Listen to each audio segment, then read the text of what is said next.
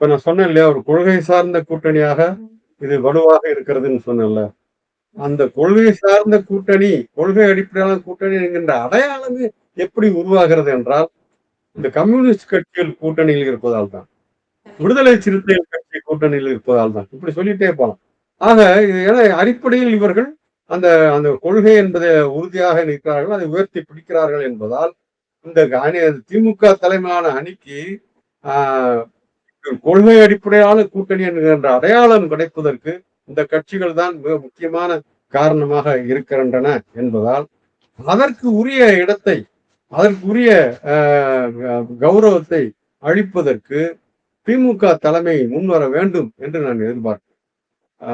ஒரு ஒரு கடைசி கட்டம் என்று வருகிற போது திமுக திமுக தலைமைக்கு ஏற்பட்டிருக்கிற வேற பல புதிய கட்சிகளும் இணைந்திருப்பதால் அது இந்த வலிமையை இன்னும் அதிகப்படுத்தி இருக்கிறது.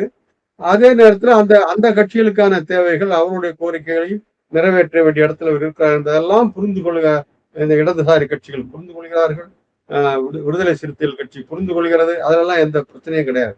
ஆனால் தங்களுடைய அந்த பாரம்பரியம் தொடர்ச்சியாக இதில் உறுதியாக இருந்து வந்திருக்கிற அந்த நிலைப்பாடுகள் இதன் மூலமாக மக்களுக்கு கிடைக்கிற நன்மைகள் இன்னும் சொல்ல போனா சட்டமன்றத்துல இந்த கட்சியினுடைய குரல்கள் அதிகமாக ஒலிக்கும் என்றால் அது மறுபடியும் யாருக்கு நன்மையாக முடியும் என்றால் மக்களுக்கு தானே.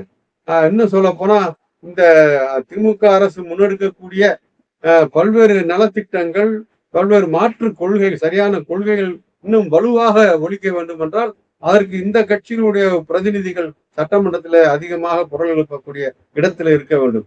எனவே இதையெல்லாம் மனதிலே கொண்டு அந்த அரசியல் தொடர்ச்சி, இந்த அரசியல் மரியாதை என்பதையெல்லாம் கணக்கில் கொண்டு திமுக தலைமை ஒரு சரியான முடிவுக்கு வர வேண்டும்.